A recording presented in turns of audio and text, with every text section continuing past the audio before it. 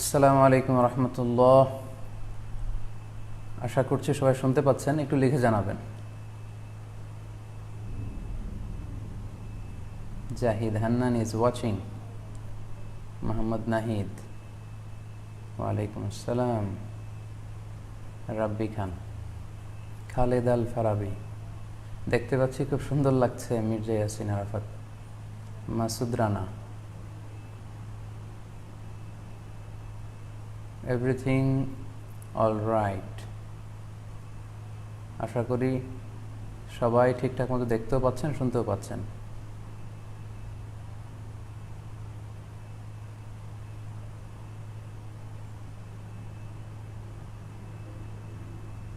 জি, শুনতেছি। আচ্ছা, তাহলে আশা করি সব কিছু ঠিক আছে। আমরা শুরু করি তাহলে। আসসালামু আলাইকুম রহমতুল্লাহ। নাহমাদুহু ওয়া নুসাল্লি আলা রাসূলিহিল কারীম, আম্মা বা'দু, ফাআউযু বিল্লাহি মিনাশ শাইতানির রাজীম। বিসমিল্লাহির রহমানির রহিম। লা ইয়ানালাল্লাহু লুহুমুহা ওয়ালা দিমাউহা ওয়ালাকিন ইয়ানালুহুত তাকওয়া মিনকুম। সাদাকাল্লাহুল আযীম। আল্লাহুম্মা সাল্লি আলা মুহাম্মাদ ওয়া আলা আলি মুহাম্মাদ কামা সাল্লাইতা আলা ইব্রাহিম ওয়া আলা আলি ইব্রাহিম ইন্নাকা হামিদুম মাজিদ। اللهم بارك على محمد وعلى آل محمد كما باركت على إبراهيم وعلى آل إبراهيم إنك حميد مجيد। কাছে দূরে যে যেখান থেকে আজকের এই লাইভ প্রোগ্রামটিতে আপনারা যুক্ত হয়েছেন, যারা দেখছেন এবং শুনছেন, এবং যারা পরবর্তীতে লাইভ প্রোগ্রামটিতে যুক্ত হবেন, আপনাদের সবাইকে জানাচ্ছি আন্তরিক শুভেচ্ছা এবং অভিনন্দন। আহলান ওয়া সাহলান ওয়া মারহাবান বিকুম ফি হাদাল লিকা আত-তাইয়িব আল মুবারাক। আশা করছি আল্লাহ তাআলার অশেষ মেহেরবানিতে আপনারা সবাই ভালো আছেন, সুস্থ আছেন। কামনা করি এবং দোয়া করি আল্লাহ তাআলা আপনাদেরকে ভালো রাখুক, সুস্থ রাখুক, সব ধরনের বিপদ থেকে আল্লাহ তাআলা আপনাদেরকে সেফ রাখুক, নিরাপদে রাখুক। শুরুতে আমরা আল্লাহ রাব্বুল ইজ্জা ওয়াল জালালের দরবারে শুকরিয়া জানাই যে আল্লাহ তাআলা আজকে আমাদেরকে লাইভটি শুরু করবার তৌফিক এনায়েত করেছেন, এবং রব্বুল ইজ্জা ওয়াল জালালের দরবারে অসংখ্য শুকরিয়া জানাচ্ছি এজন্য যে আল্লাহ তাআলা আমাদেরকে যুল হিজ্জা, জিলহজ মাসে উপনীত হওয়ার তৌফিক এনায়েত করেছেন। আমরা আজকে মালয়েশিয়াতে অলরেডি জিলহজ শুরু করে ফেলেছি, এবং আমরা জানি যে এই জিলহজের প্রথম দশক, মানে প্রথম 10টি দিন খুবই গুরুত্বপূর্ণ 10টি দিন। আল্লাহ তাআলার কাছে খুবই পছন্দনীয় এই 10 দিনের আমলগুলো, এমনকি জেহাদের চাইতেও বেশি হাদিসে এসেছে। এবং কালামুল্লাহ মাজিদে আল কুরআন আল কারিমে আল্লাহ তাআলা এই জিলহজের প্রথম 10 দিনের শপথ করেছেন। এই 10 দিনের এবাদত আল্লাহ তাআলার কাছে এত বেশি পছন্দনীয় হওয়ার কারণ হচ্ছে এই 10 দিনে আল্লাহ তাআলা উম্মাহাতুল ইবাদাত, অর্থাৎ যত মৌলিক এবাদত আছে সবগুলো মৌলিক এবাদতের একটা সমন্বয় করেছেন জিলহজ মাসের এই প্রথম 10 দিনে, যেটা বছরের অন্য কোনো সময় কিন্তু পাওয়া যায় না।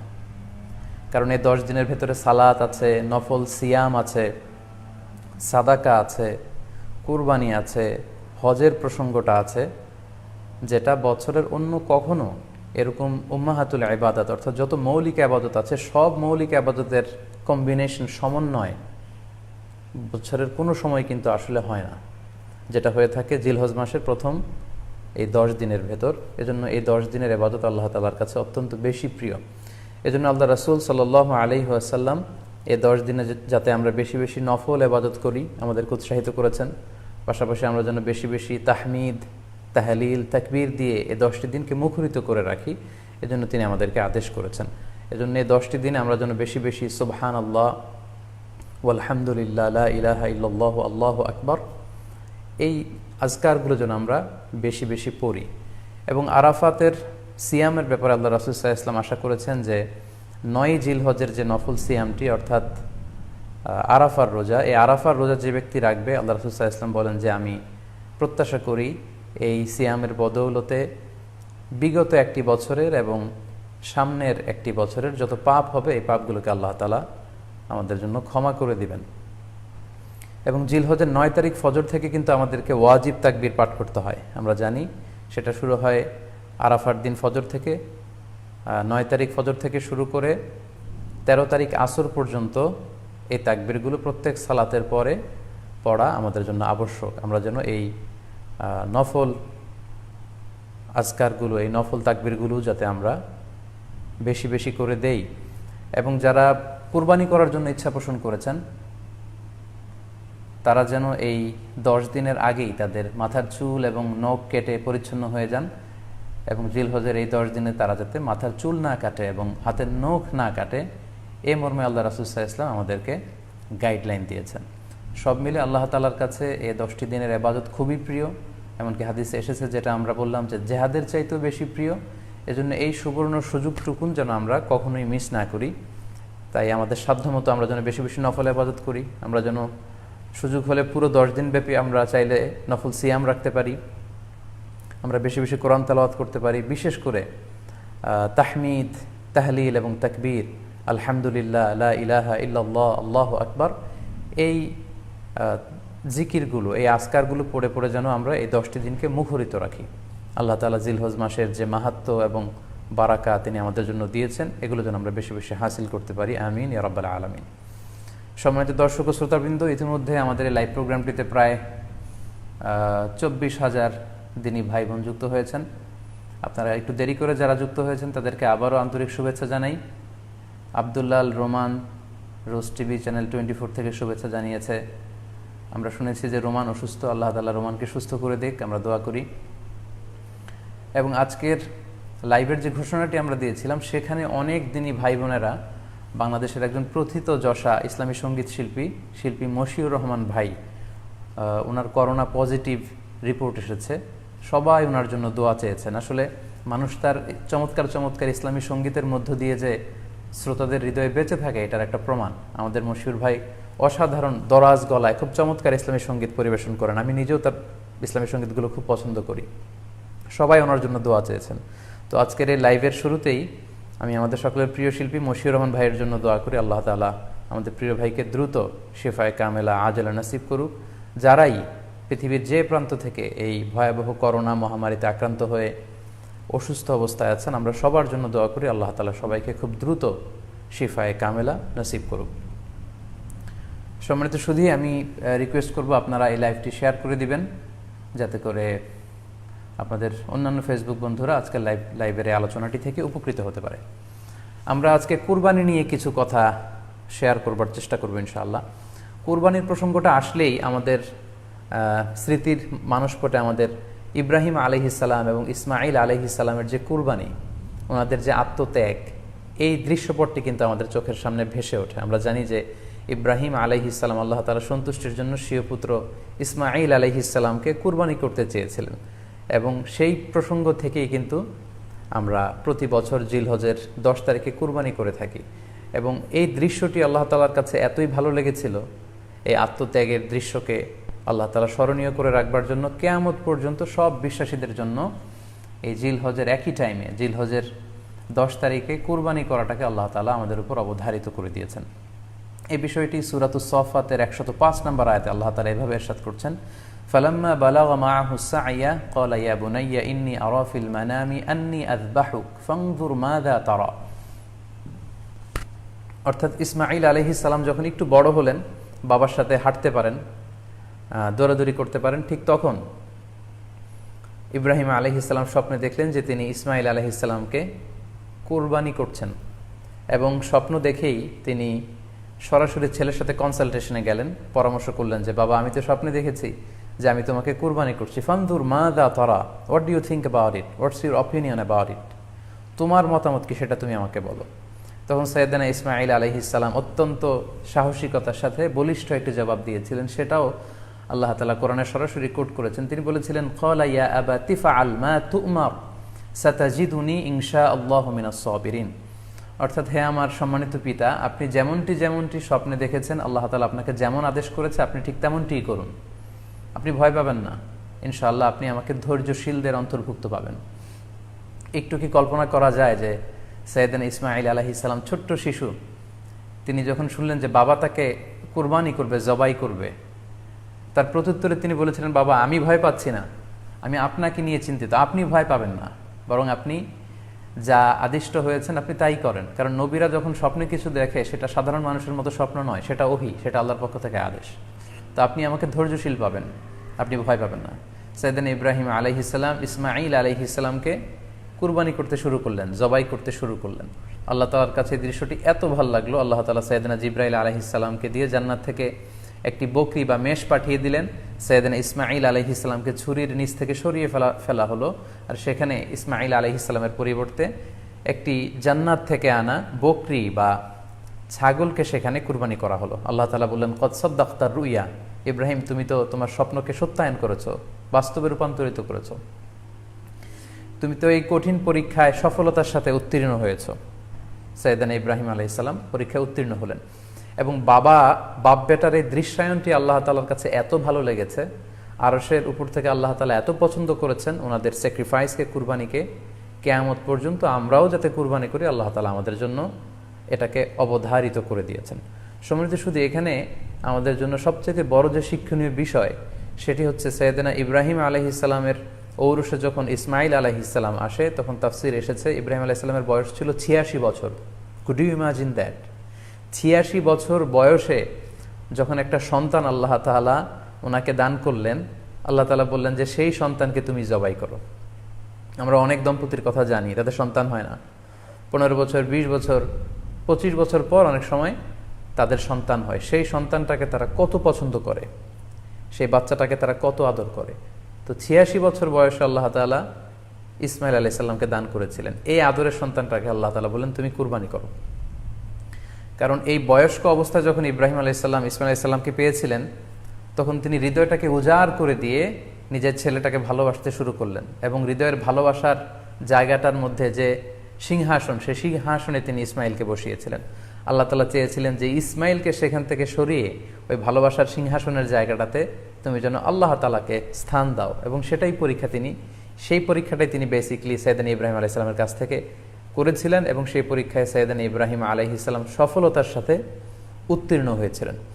অর্থাৎ আল্লাহ চেয়েছিলেন যে তোমার হৃদয়ের ভালোবাসার সবচাইতে বড় জায়গাটা হচ্ছে ইসমাইলের, তোমার পুরো হৃদয়টা জুড়ে আছে ইসমাইল।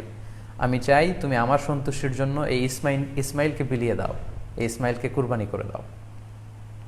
সম্মানিত শুধু এই স্টোরিটা থেকে আমাদের জন্য শিক্ষা হচ্ছে যে সাইয়েদনা ইব্রাহিম আলাইহিস সালামের হৃদয়ের সবচাইতে পছন্দনীয় বিষয়টা ছিল ইসমাইল। তিনি ইসমাইল আলাইহিস সালামকে, নিজের ছেলেকে বেশি পছন্দ করতেন।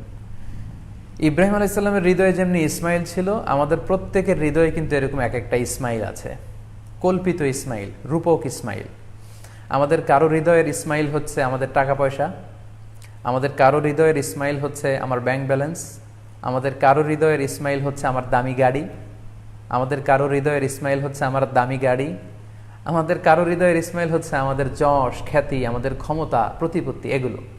আল্লাহ তাআলা চান আমাদের প্রত্যেকের যার যার হৃদয়ের ইসমাইল যেটা, সেটাকে আমরা আল্লাহ তাআলার সন্তুষ্টির জন্য উৎসর্গ করতে পারবো কিনা, আল্লাহ তাআলার খুশির জন্য, সেরেফ শুধুমাত্র আল্লাহ তাআলার জন্য আমার হৃদয়ের ইসমাইলটাকে আমি স্যাক্রিফাইস করতে পারবো কিনা। এই শিক্ষাটা দেওয়ার জন্যই বেসিক্যালি আল্লাহ তাআলা এই কুরবানিকে আমাদের জন্য প্রেসক্রাইব করেছেন। আল্লাহ তাআলা চান যে আমাদের হৃদয়ের পুরো জায়গাটা জুড়ে যেন আল্লাহ তাআলার সন্তুষ্টি, আল্লাহ তাআলার ভালোবাসা, আল্লাহকে যে আমরা ফিল করি, আল্লাহকে যে আমরা ভয় পাই, সেই জায়গাটাতে যেন আমরা আল্লাহ তাআলাকে রাখতে পারি। এটাই মূলত আল্লাহ তাআলা আমাদের কাছ থেকে চান, এবং আমাদের জীবনের সব কাজগুলোই হবে শুধুমাত্র কেবলমাত্র আল্লাহ তাআলার সন্তুষ্টির জন্য। এজন্য বিশ্বনবী সাল্লাল্লাহু আলাইহি ওয়াসাল্লামকে কিন্তু আল্লাহ রাব্বুল আলামিন শিখিয়ে দিয়েছেন যে কুল ইন্না সলাতি ওয়া নুসুকি ওয়া মাহইয়ায়া ওয়া মামাতি লিল্লাহি রাব্বিল আলামিন। হে নবী, আপনি বলুন যে আমার নামাজ, আমার কুরবানি, আমার জীবন, আমার মরণ সবটাই তো আল্লাহর জন্য। তাই আমাদের হৃদয়ে যদি আমরা আল্লাহকে স্থান দিতে পারি, আমাদের সব কিছু, সাইয়েদনা ইব্রাহিম আলাইহিস সালাম যেমনি নিজের প্রিয় পুত্র সন্তানকে কুরবানি করেছিলেন, ঠিক তেমনিভাবে আমাদের হৃদয়ের ইসমাইলটাকেও যদি আমরা আল্লাহর সন্তুষ্টির জন্য স্যাক্রিফাইস করতে পারি, কুরবানি করতে পারি, তাহলেই কিন্তু এই কুরবানির শিক্ষাটা আমাদের জন্য বাস্তবায়িত হবে বা সফল হবে। এবং এই শিক্ষাটা দেওয়ার জন্য আল্লাহ তাআলা এই কুরবানির বিধানকে আমাদের জন্য জারি করেছেন, যে আমাদের হৃদয়ে শুধু আল্লাহ তাআলার ভয় থাকবে। এবং এই যে আমরা কুরবানি করবে, কুরবানির রক্ত, গোশত, চামড়া কোনোটাই কিন্তু আল্লাহ তাআলার কাছে পৌঁছে না, পৌঁছে হচ্ছে আমাদের হৃদয়ের ভয়, তাকওয়াটা আল্লাহ তাআলার কাছে পৌঁছে। সূরাতুল হাজ্জের 37 নম্বর আয়াতে আল্লাহ বলছেন, লা ইয়ানালাল্লাহা লুহুমুহা ওয়ালা দিমাউহা ওয়ালাকি ইয়ানালুহুত তাকওয়া মিনকুম।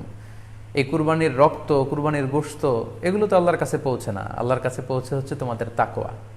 আমরা কতটা ইখলাসের সাথে, কতটা আন্তরিকতার সাথে, কতটা আনুগত্যের সাথে আমাদের সম্পদ, আমাদের নিজেদেরকে আমরা আল্লাহর কাছে সোপর্দ করতে পেরেছি, আমরা কতটা আল্লাহর সমর্পিত বান্দা হতে পেরেছি, এটাই হচ্ছে এই কুরবানির শিক্ষা, যেটা সাইয়েদনা ইব্রাহিম আলাইহিস সালাম গোটা বিশ্ববাসীর জন্য নিদর্শন এই ঘটনার মধ্য দিয়ে কিন্তু আমাদের জন্য রেখে গিয়েছেন। তাই আমরা এই কুরবানির মধ্য দিয়ে এটা যেন ফিল করি যে আমাদের সবটুকু আমরা আল্লাহর জন্য বিলিয়ে দিতে প্রস্তুত আছি।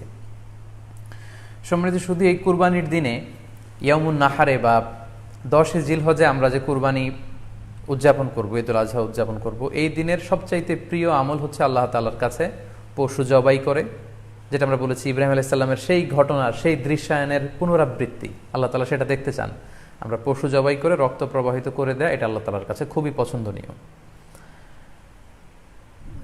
সুনানে তিরমিজিতে এসেছে, আয়েশা রাদিয়াল্লাহু তাআলা আনহা থেকে বর্ণিত, তিনি বলেন, আন্না রাসূলুল্লাহ সাল্লাল্লাহু আলাইহি ওয়াসাল্লাম ক্বাল, আল্লাহ রাসূল সাল্লাল্লাহু আলাইহি ওয়াসাল্লাম বলেছেন, মা আমিলা আদামিয়ুন মিন আমালিন ইয়াউমান নাহার আহাব্বা ইলাল্লাহি মিন ইহরাকিদ দাম। অর্থাৎ ইয়াউমুন নাহারে 10 জিলহজে পশু কুরবানি দিয়ে সে পশুর রক্ত প্রবাহিত করে দেওয়ার চেয়ে শ্রেষ্ঠ কোনো আমল আর আল্লাহর কাছে হতে পারে না, এর চেয়ে কোনো প্রিয় আমল আল্লাহর কাছে নেই। তার মানে কুরবানির দিনে সবচাইতে প্রিয় আমল, আল্লাহর কাছে পছন্দনীয় আমল হচ্ছে কুরবানি করা। তাই আমাদের যাদের সাধ্য আছে আমরা যেন বেশি বেশি কুরবানি করি। সম্মানিত, শুধু আমরা জানি যে এই কুরবানিকে আল্লাহ তাআলা আমাদের উপর আবশ্যক করেছেন। কুরবানির হুকুম সম্পর্কে যদি বলি তাহলে বলবো যে এটা ওয়াজিব হানাফি স্কুল অফ থট অনুযায়ী, কিন্তু অন্যান্য মাযহাবে এটাকে সুন্নাতে মুআক্কাদা বলা হয়েছে।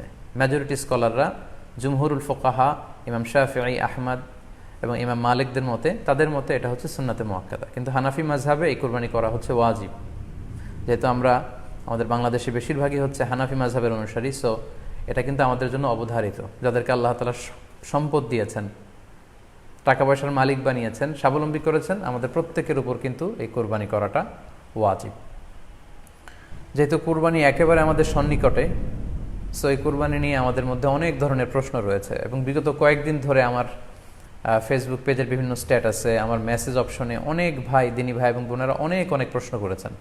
আসলে এতগুলো প্রশ্নের উত্তর আসলে আমাদের পক্ষে করা সম্ভব হবে না। সেখান থেকে খুবই কন্টেম্পোরারি, খুবই রেলেভেন্ট, প্রাসঙ্গিক 2-1টি প্রশ্নের ব্যাপারে আলোচনা করে আমরা আজকের সংক্ষিপ্ত লাইভটি শেষ করবো ইনশাআল্লাহ। খুব বেশি যে প্রশ্নটি করা হয়েছে সেটি হচ্ছে, জানতে চাওয়া হয়েছে 7 ভাগে কুরবানি করা যাবে কিনা। এই ধরনের প্রশ্ন কিন্তু আমরা আগে শুনতাম না। রিসেন্টলি কিছু কিছু স্কলারদের আলোচনা বা এতে করে লোকজন হয়তো বিভ্রান্তিতে ভোগেন কিংবা একটা ধোঁয়াশা তৈরি হয়, ফলে এই প্রশ্নটি করা হচ্ছে। আমরা আবহমান কাল থেকে আমাদের প্রিয় মাতৃভূমি বাংলাদেশে হয়তো ছাগল কুরবানি দিয়েছি অথবা গরু কুরবানি দিয়েছি সর্বোচ্চ 7 ভাগে। সো এটা আমাদের সবার কাছে জানা ছিল, এ নিয়ে আগে সংশয় ছিল না। ইদানিংকালে অনেকের মধ্যে এই বিষয়ে সংশয় জেগেছে। কেউ কেউ বলে থাকেন যে ভাগে যদি কুরবানি দেওয়া হয় 7 জনে মিলে, গরুতে বা মহিষে বা উটে, এই ভাগে কুরবানি হবে না, এটা অনেকে বলে থাকেন। এই কথাটি আসলে ঠিক নয়। আপনি যদি ভাগে কুরবানি দিতে চান এটি জায়েজ আছে, এবং একটি উটে বা মহিষে বা গরুতে আপনি সর্বোচ্চ 7টি ভাগে কুরবানি দিতে পারবেন ইনশাআল্লাহ। এ ব্যাপারে সহিহ মুসলিমের একটি হাদিসকে আমরা এখানে উল্লেখ করতে চাই।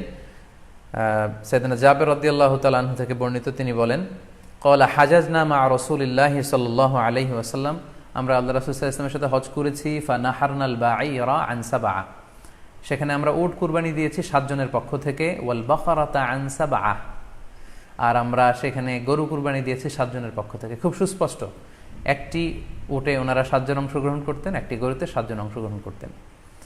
তো এই হাদিসের আলোকে অনেকে বলে থাকেন যে এটি হজের সময়, সফরের সময়, কিন্তু মুকিম অবস্থায় 7 ভাগে দেয়া যায় না। আসলে এই কথাটিও ঠিক নয়, কারণ সুনানে আবু দাউদের আরেকটি হাদিসে এসেছে যেখানে আল্লাহ রাসূল সাল্লাল্লাহু আলাইহি ওয়াসাল্লাম সুস্পষ্ট বলেছেন, সেখানে হজ বা কোনো সফরের উল্লেখ নেই। সেটা হচ্ছে জেনারেল স্টেটমেন্ট, অর্থাৎ আল বাকারাতু আন সাবআ, গরুতে সর্বোচ্চ 7 অংশ দিয়ে কুরবানি দেয়া যায়। ওয়াল জাযুরু আন সাবআ, আর উটের ক্ষেত্রেও সর্বোচ্চ 7 অংশ দিয়ে কুরবানি দেয়া যায়। তো এই হাদিস, দ্বিতীয় যে হাদিসটি উল্লেখ করলাম, এটা হচ্ছে জেনারেল স্টেটমেন্ট। সেখানে সফর, মুকিম কোনো কথা বলা হয়নি। ইন জেনারেলি বলা হয়েছে যে উটে 7 ভাগ দেয়া যায়, গরুতে 7 ভাগ দেয়া যায়। সো আমরা যারা ভাগে কুরবানি দিচ্ছি 7 জন মিলে একটি গরু, আপনারা নিঃসন্দেহে সানন্দ চিত্তে নিশ্চিন্তে কুরবানি দিতে পারেন।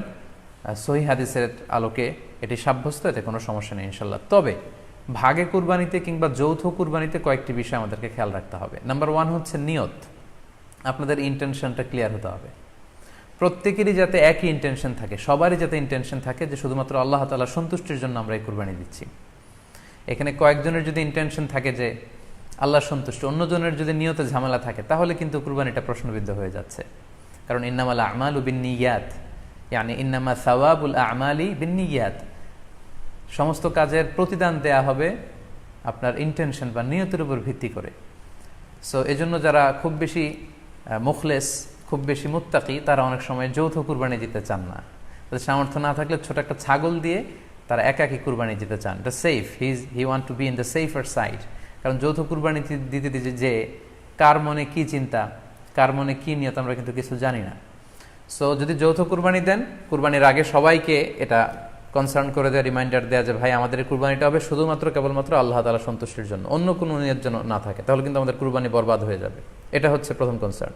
2 নম্বর কনসার্ন হচ্ছে হালাল উপার্জন দিয়ে কুরবানি হতে হবে।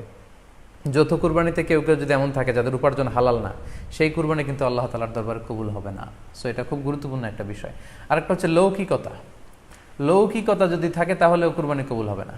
যৌথ কুরবানিতে কারো যদি এটা থাকে যে আমার গরুটা সবচেয়ে বড়, আমাদের গরুটা এলাকার সবচেয়ে বড় গরু, এবং সবাইকে বলে বেড়াচ্ছে যে এইবারের গরুটা সবচেয়ে বড় হয়েছে, আমার চেয়ে বড় গরু কেউ দিতে পারে না এই এলাকায়, তো এই জাতীয় যদি লৌকিকতা প্রবণতা কারোর মধ্যে থাকে, তাহলেও কিন্তু তার কুরবানি কবুল হবে না। সো যৌথ কুরবানি যদি আপনারা দিতে চান, এই বিষয়গুলো আমাদেরকে খেয়াল রাখতে হবে। আরও একটি প্রশ্ন খুব বেশি আমাদের কাছে জানতে চাওয়া হয়েছে, সেটা হচ্ছে কুরবানির সাথে আকিকা দেয়া যাবে কিনা। খুব বেশি আলোচনা হচ্ছে এই প্রসঙ্গটা যে কুরবানির সাথে আকিকা দিয়ে দেয়া যাবে কিনা। এক্ষেত্রে আমরা উত্তরে বলবো যে কুরবানি এবং আকিকা আপনাদের খেয়াল রাখতে হবে যে দুটি ভিন্ন দুটি এবাদত।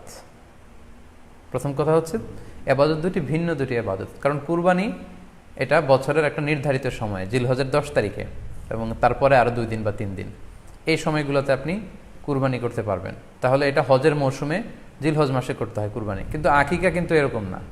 আকিকাটা যে কোনো মাসে হতে পারে। আকিকাটা হচ্ছে নবজাতক সন্তানের ভূমিষ্ঠ হওয়ার পরে শুকরিয়া স্বরূপ আল্লাহর কাছে যে কুরবানিটা করতে হয়, সেটাকে আমরা বলি আকিকা। হাদিসে এসেছে আকিকা। তো সেটা হচ্ছে সন্তান কখন ভূমিষ্ঠ হলো সেটার উপর নির্ভর করে।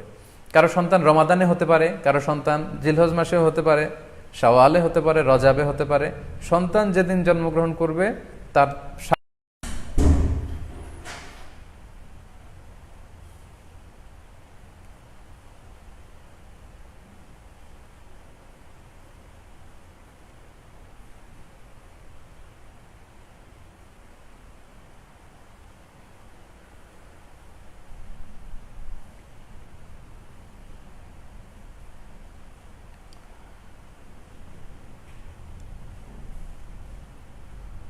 আসসালামু আলাইকুম রহমতুল্লাহ। সম্মানিত দিনী ভাই এবং বোনেরা, আমাদের এখানে অর্থাৎ মালয়েশিয়াতে প্রচণ্ড বৃষ্টি হচ্ছে এবং থান্ডার হচ্ছে, বজ্রপাত। সো বজ্রপাতের কারণে আমাদের ইলেকট্রিসিটি ডিসকানেক্টেড হয়েছিল, আমাদের ইন্টারনেট একটু ডিসকানেক্টেড হয়েছিল, ফলে আমরা আসলে বিচ্ছিন্ন হয়ে গিয়েছি আপনাদের থেকে। আমরা আবার কানেক্ট করার চেষ্টা করছি, আশা করছি এখন আপনারা শুনতে পাচ্ছেন, এবং আবার নতুন করে অন্যান্যরা জয়েন করেছেন। আমাদের এখানে খুব বৃষ্টি হচ্ছে, অনেকে লিখছেন যে কি হয়েছে, হোয়াট হ্যাপেন্ড। এখানে প্রচণ্ড বৃষ্টি হচ্ছে এবং বজ্রপাত হচ্ছে। তো বজ্রপাতের কারণে ইলেকট্রিসিটি বন্ধ হয়ে গিয়েছিল এবং ইন্টারনেট ডিসকানেক্টেড হওয়ার কারণে আমরা আপনাদের থেকে বিচ্ছিন্ন হয়ে গিয়েছিলাম। আবার আমরা শুরু করেছি। জি, আলহামদুলিল্লাহ, আবার নতুন করে আপনারা যুক্ত হচ্ছেন, আপনাদেরকে শুকরিয়া। সম্মানিত সুধী, আমরা খুব চমৎকার একটি বিষয় নিয়ে কথা বলছিলাম যে আকিকা, কুরবানির সাথে আকিকা দেয়া যাবে কিনা।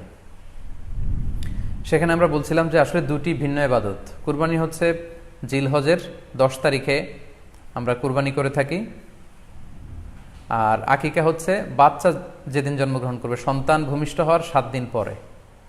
তাহলে ভিন্ন দুইটা ইবাদত, দুই সময়ের ইবাদত। নাম্বার 2, আকিকার ক্ষেত্রে আল্লাহ রাসূল সাল্লাল্লাহু আলাইহি ওয়াসাল্লাম বলেছে আনিল গুলামি শাতান ওয়া আনিল জারিয়াতি শাত, অর্থাৎ ছেলে হলে 2টি ছাগল দিয়ে আকিকা করো, এবং যদি মেয়ে হয় তাহলে 1টি ছাগল দিয়ে আকিকা করো। তো সেক্ষেত্রে কুরবানিতে কিন্তু এরকম বিধান নেই। কুরবানিতে কিন্তু একটি ছাগল দিয়ে আপনি কুরবানি করলে কুরবানি হয়ে যাচ্ছে, সেখানে 2টি ছাগল দেওয়া লাগবে এমন কোনো কথা নেই। তো এভাবে আমরা বুঝতে পারতেছি, খুবই স্পষ্টত কমন সেন্স খাটালেও আমরা বুঝতে পারতেছি, এবং আল্লাহ রাসূল সাল্লাল্লাহু আলাইহি ওয়াসাল্লামের ভাষ্যগুলো অনুসারে আমরা বুঝতে পারছি দুইটা দুই ধরনের ইবাদত। যদিও এই দুই ইবাদতে কিছুটা মিল আছে, কিন্তু দুইটা দুই সময়ের ইবাদত, দুইটা আলাদা, দুটি উপলক্ষ, দুইটার আলাদা নির্ধারিত সময় রয়েছে। যেমন আকিকার ক্ষেত্রে সুন্নাহ হচ্ছে বাচ্চা যেদিন জন্মগ্রহণ করবে তার 7ম দিন শেষে 7 দিন পরে আপনি আকিকা করবেন। আল্লাহ রাসূল সাল্লাল্লাহু আলাইহি ওয়াসাল্লাম বলেছেন, কুল্লু গুলামিন মুরতাহানুন বিআকিকাতিহি তুযবাহু আনহু ইয়াওমা সাবিহি। প্রত্যেক সন্তানের আকিকা দিতে হয় তার 7ম দিনে, ওয়া ইউহলাকু ওয়া ইউসাম্মা, এবং 7ম দিনে মাথার চুল ফেলে দিতে হয়, তার সুন্দর একটি নাম রাখতে হয়। তাহলে আকিকার বিধান হচ্ছে সম্মানিত সুধী সন্তান জন্মগ্রহণ করার 7 দিন পরে। আমরা বুঝতে পারলাম আল্লাহ রাসূল সাল্লাল্লাহু আলাইহি ওয়াসাল্লামের ভাষ্য অনুযায়ী, কথা অনুযায়ী, কওল অনুযায়ী। এবার যদি আমরা আল্লাহ রাসূল সাল্লাল্লাহু আলাইহি ওয়াসাল্লামের আমল দেখি, ওনার ব্যক্তিগত আমল কী ছিল, সেক্ষেত্রে আমরা সহিহ ইবনে হিব্বানের একটি হাদিস উল্লেখ করব, যেটিকে ইবনে হাজার আল আসকালানি উনি ওনার ফাথুল বারিতে সহিহ হিসেবে উল্লেখ করেছেন। আয়েশা রাদিয়াল্লাহু তাআলা আনহার বর্ণনা, তিনি বলেন যে আক্কা রাসূলুল্লাহ সাল্লাল্লাহু আলাইহি ওয়াসাল্লাম আনিল হাসানি ওয়াল হুসাইনি ইয়াউমা সাবিঈ ওয়া সাম্মাহুমা। আল্লাহ রাসূল সাল্লাল্লাহু আলাইহি ওয়াসাল্লাম নিজে ওনার দৌহিত্র অর্থাৎ ওনার নাতি হাসান এবং হুসাইনের আকিকা নিজে করেছেন 7ম দিনে, এবং 7ম দিনে তাদের নাম রেখেছেন। একজনের নাম রেখেছেন হাসান, আরেকজনের নাম হুসাইন। অর্থাৎ হাসান রাদিয়াল্লাহু আগে জন্মগ্রহণ করেছিলেন, ওনার চেয়ে ছোট ছিল হুসাইন, উনি পরে জন্মগ্রহণ করেছেন। তো ওনাদের জন্মের পরে 7 দিন পরে আল্লাহ রাসূল সাল্লাল্লাহু আলাইহি ওয়াসাল্লাম ওনাদের আকিকা দিয়েছিলেন, এবং 7ম দিনে উনি আকিকাও দিয়েছেন এবং তাদের নামও রেখেছেন। তাহলে আল্লাহ রাসূল সাল্লাল্লাহু আলাইহি ওয়াসাল্লামের কওলি হাদিস, ওনার ভাষ্য মতে আমরা জানলাম উনি বলেছেন 7ম দিনে আকিকা দিতে হয়, এবং ওনার ব্যক্তিগত আমল থেকে আমরা জানতে পারলাম যে উনি ওনার 2 নাতির আকিকা দিয়েছেন 7ম দিনে এবং নাম রেখেছেন। তাহলে এ থেকে আমরা সুস্পষ্ট বুঝতে পারি যে আকিকা দিতে হয় সন্তান জন্মগ্রহণ করার 7 দিন পর, 7ম দিনে। যদিও তবারানিতে আরেকটি হাদিস এসেছে যেখানে বলা হয়েছে যে আকিকা 7ম দিনেও দেয়া যায়, 14তম দিনে দেয়া যায়, 21তম দিনে দেয়া যায়। যদি 7ম দিনে কেউ দিতে না পারে কোনো কারণে, তাহলে 14তম দিন, না পারলে 21তম দিন। তাহলে সুস্পষ্টভাবে উল্লেখ আছে যে আকিকার সময়সীমা 7ম দিনের কথা আমাদেরকে বলা হয়েছে। তো সেক্ষেত্রে আপনার সন্তান জন্মগ্রহণ করলে আপনি শুকরিয়া স্বরূপ কুরবানি করবেন, আত্মীয় স্বজনকে খাওয়াবেন, আকিকার গোশত নিজেরাও খাবেন। তো এটা যদি আপনি কুরবানির জন্য রেখে দেন, তাহলে তো সন্তান দুনিয়াতে আসার এই আনন্দটা থাকে না। একজন যখন সন্তান পায়, সে কেমন যেন আকাশের চাঁদ হাতে পায়। তো তখন তার 7 দিনের মধ্যে যে আনন্দটা থাকে, ওই দিন তার নাম রাখা হবে, আত্মীয় স্বজনরা আসবে, বাচ্চাকে দেখবে, দোয়া করবে, তখন আকিকা করে এই গোশত নিজে খাবেন, আত্মীয়দের খাওয়াবেন, পাড়া প্রতিবেশীদেরকে দিবেন। এটা হচ্ছে সন্তান ভূমিষ্ঠ হওয়ার উপলক্ষকে কেন্দ্র করে এই আকিকা। সো এটাকে কুরবানির সাথে মিক্স আপ করার কোনোই প্রয়োজন নেই, এবং এক্ষেত্রে সুস্পষ্ট গাইডলাইন হচ্ছে যে 7ম দিনে আকিকাটা দিতে হয়। সো আমরা যেন 7ম দিনে আকিকাটা দেই। তবে হ্যাঁ, এখন প্রশ্ন হচ্ছে 7ম দিনে কেউ দিতে পারেননি, 14তম দিনেও দিতে পারেননি, 21তম দিনেও দিতে পারেননি, হাতে টাকা ছিল না, সামহাও কোনো কারণে মিস করেছেন, তখন আপনি যখন সুযোগ হয় তখন করে দেন। ওই প্রেক্ষাপটে আপনি যদি কুরবানির সময়ও আকিকা দিয়ে দিতে চান, এটা আদায় হয়ে যাবে ইনশাল্লাহ, আশা করা যায় আদায় হয়ে যাবে, এবং এটা জায়েজ আছে। তবে এটা সুন্নাহ নয়। সুন্নাহ হচ্ছে 7ম দিনে আকিকা দেওয়া। পাশাপাশি গরু দিয়ে, মহিষ দিয়ে, উট দিয়ে আকিকা দেওয়াও কিন্তু সুন্নাহ নয়। আকিকা দেওয়া সুন্নাহ হচ্ছে ছাগল দিয়ে। হ্যাঁ, গরুর 7 ভাগে 1টি ভাগ কুরবানির সাথে যদি আপনি আকিকা দিতে চান, আকিকা আদায় হয়ে যাবে, এটা জায়েজ আছে, কিন্তু এটা সুন্নাহ নয়।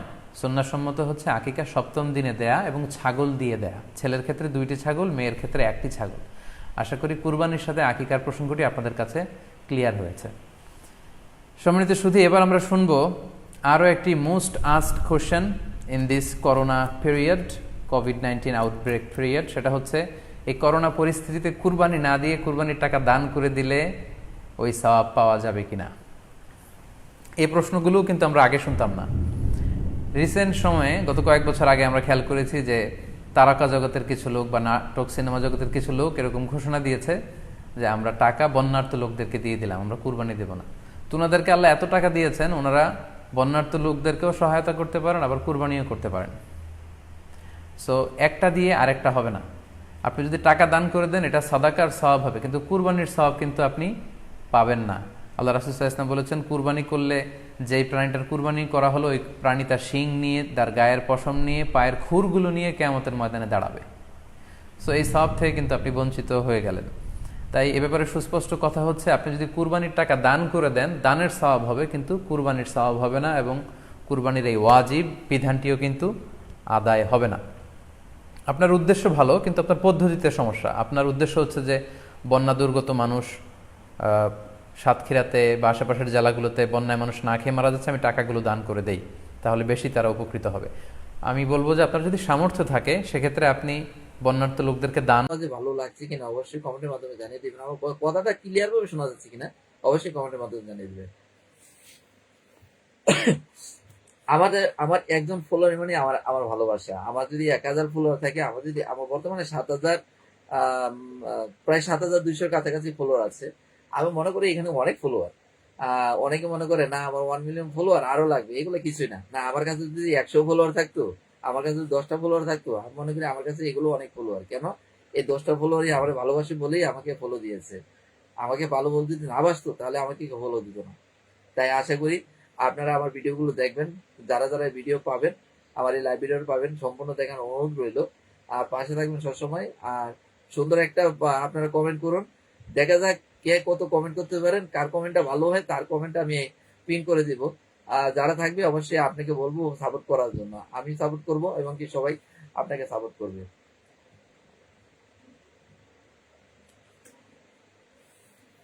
এটা মনে রাখবেন, আপনার যে সুস্থতা এটা একমাত্র আল্লাহর নিয়ামত। আপনি সুস্থ আছেন বলে এই পর্যন্ত বেঁচে রয়েছেন। আমার সাথে কথা বলতে পারতেছেন, আমার লাইভে আসতে পারতেছেন, তার জন্য আল্লাহ তাআলা শুকরিয়া আদায় করতে হবে। তাই আল্লাহ তাআলা শুকরিয়া আদায় করার জন্য আল্লাহ তাআলাকে সবসময় ডাকতে হবে, 5 ওয়াক্ত সালাত আদায় করতে হবে। যে কারণে এই নামাজের কারণেই আপনি সুস্থ থাকতে পারবেন। এই নামাজের কারণেই আপনি সকল কিছু থেকে মুক্তি পাবেন।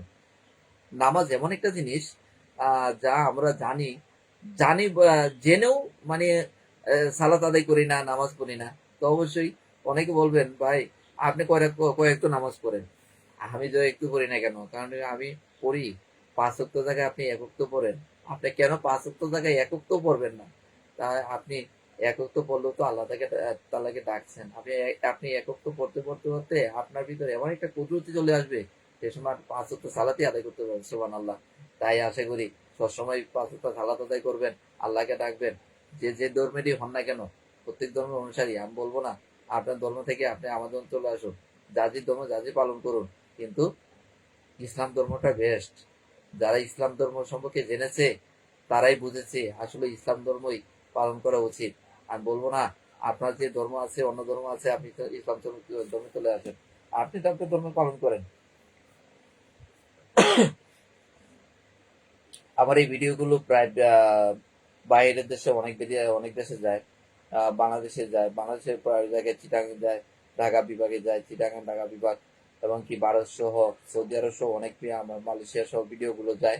তা আমি অনুরোধ রইল আপনারা আমার এই ভিডিওগুলো যারা ইসলামিক ভিডিওগুলো যে পাবেন, শিক্ষামূলক ভিডিওগুলো যারা পাবেন, এই ভিডিওগুলো প্রচুর পরিমাণ শেয়ার করবেন, যেন আমার এই ভিডিওগুলো দেখে আরেক ভাই যেন সচেতন হতে পারে, আরেক ভাই যেন তার মা বাবাকে যেন ভালোবাসতে পারে, তার মা বাবাকে যেন কোথাও যেন দূরে ঠেলে না দেয়, যসময় মা বাবার খেয়াল রাখে, পশু প্রাণীদের প্রতি যত্ন নেয়। হ্যাঁ, আমার অনেক ভিডিও পাবেন শিক্ষামূলক ভিডিও, যে ভিডিওগুলো আপনাদের মাঝে আমি দেই। কারণ কি, আমি ভিডিও করে আমি টাকা ইনকাম করবো তা না। আমি আমার আমারই একটা প্রত্যাশা, যদি আমার একটা ভিডিওর মাধ্যমে যদি 10 জন ভাই 10 জন বোন যদি কিছু শিখে কিছু জানে, আমার এই প্রত্যাশাই। আমি বলি না আমাকে, আমার যদি ইনকাম যদি নাও থাকে তারপরও আমি আপনাদের মাঝে ভিডিও উপহার দিয়ে যাব, এটা সত্য। আমি চাবো যে কোনো জিনিসই চাবো, আমি শিক্ষামূলক ভিডিও আপনাদেরকে আমি দিয়ে যাব, যেটা দেখে আপনারাও শিখতে পারেন, জানতে পারেন, বুঝতে পারেন।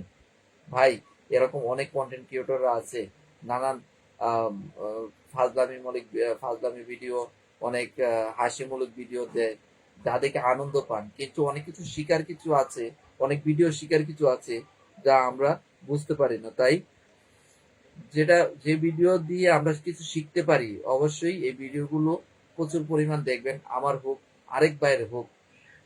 কারণ আমিও যেরকম ভিডিও করি শিক্ষামূলক ভিডিও, অন্য ভাইও তো করতে পারে, তাই না?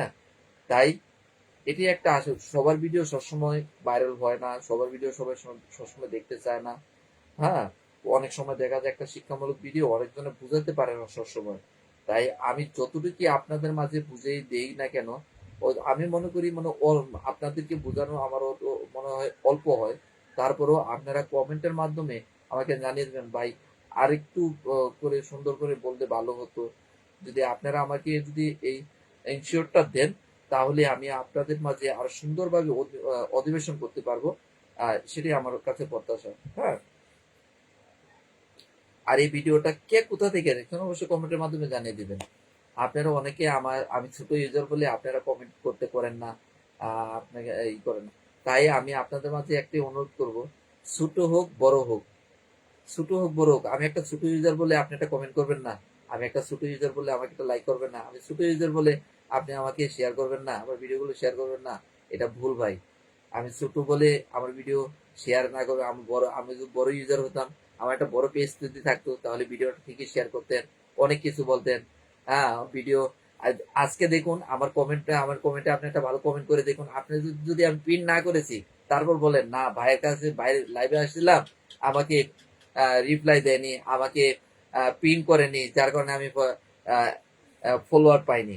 আপনি অ্যাক্টিভ থাকুন, আমার পেজে অ্যাক্টিভ থাকুন, আমাকে সুন্দর একটা কমেন্ট করুন, আমার ভিডিওটা শেয়ার করে দিন, আপনার বন্ধু বান্ধবের কাছে শেয়ার করে দিন, আমি আপনাকে পিন করে দিব, আমিও সাপোর্ট করব। এর পাশাপাশি আমার যতগুলা ফ্যান ফলোয়ার তারা আপনাকে দেখবে, আপনিও তাদের মাঝে অ্যাক্টিভ হয়ে যাবেন, আপনারও ফলোয়ার বাড়তে থাকবে। তাই আমার ভিডিওগুলো যতই পাবেন ততই শেয়ার করবেন। আর কিছুদিনের মধ্যে আমার ভয়েস এডিটিং ভিডিও আপনাদের মাঝে চলে আসবে, আমার ভিডিও নিয়েও আপনারা ভিডিও বানাতে পারবেন ইনশাল্লাহ। এটাই একটা প্রত্যাশা রইলো। এর একটা সুখবর জানানোর জন্য আজকে লাইভে আসছিলাম।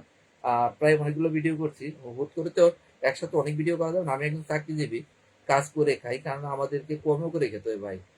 আমরা গরিব হলেও আপনাদের মাঝে থাকি, পাশে থাকি। আমরা গরিব মানুষ, তাই আমরা বড় লোক যদি হতাম তাহলে চাকরি কাজ চাকরি করে কেন, চাকরি করে না, সবাই চাকরি করে। তাই অনুরোধ থাকবে আমার ভিডিওগুলো সবাই দেখবেন, শিক্ষামূলক ভিডিওগুলো বেশি পরিমাণ দেখবেন, সবার মাঝে ছড়িয়ে দেওয়ার চেষ্টা করবেন।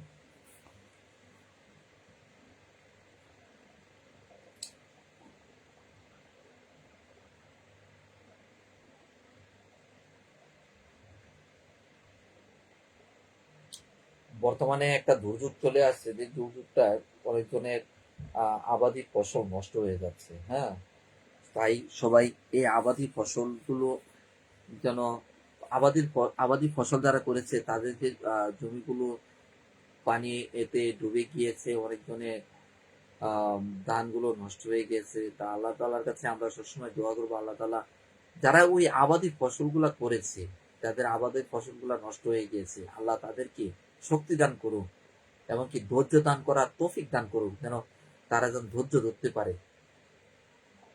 তারা যেন ধৈর্য ধরতে পারে। আমার ভিডিওটি বর্তমানে যে দেখছেন, আমি আপনাকে বলবো অবশ্যই কমেন্টের মাধ্যমে জানিয়ে দিন আপনি কোথা থেকে দেখছেন। অনেকে আমার ছোট ইউজার বলে আমাকে কমেন্ট কেউ করতে চাচ্ছে না, কমেন্ট করে না। এটা একটা ভুল ধারণা ভাই। একদিন না একদিন আমি অবশ্যই সফলতা আনবই, একদিন না একদিন আপনাদের মাঝে আমি আরো ভালোবাসা পাবো ইনশাল্লাহ। এখনো যারা আমাকে ভালোবেসেছেন, প্রায় 7,200-র কাছাকাছি আমার ফলোয়ার, তারা কি এক দুইটা ফলোয়ার? আমার কাছে যদি 100 ফলোয়ার যদি থাকতো, আমি বলতাম আমার কাছে অনেক ফলোয়ার।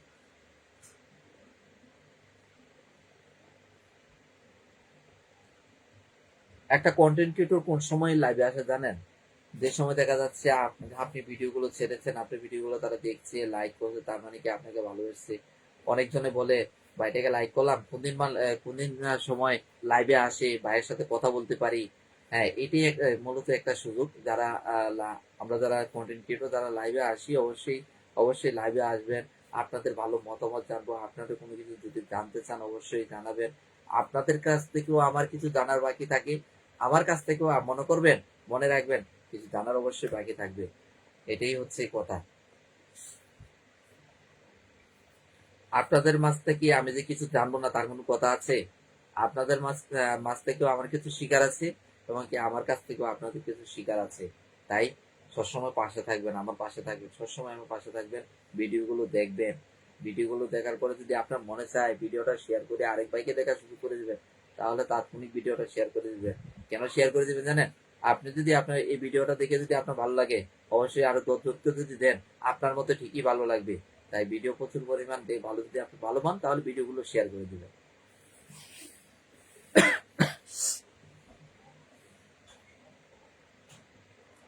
ভিডিওটা কে কোথা থেকে দেখছেন অবশ্যই কমেন্টের মাধ্যমে জানিয়ে দিবেন।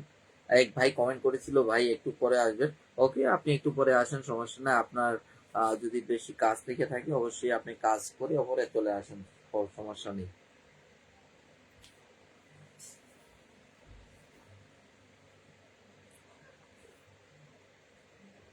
আল্লাহ,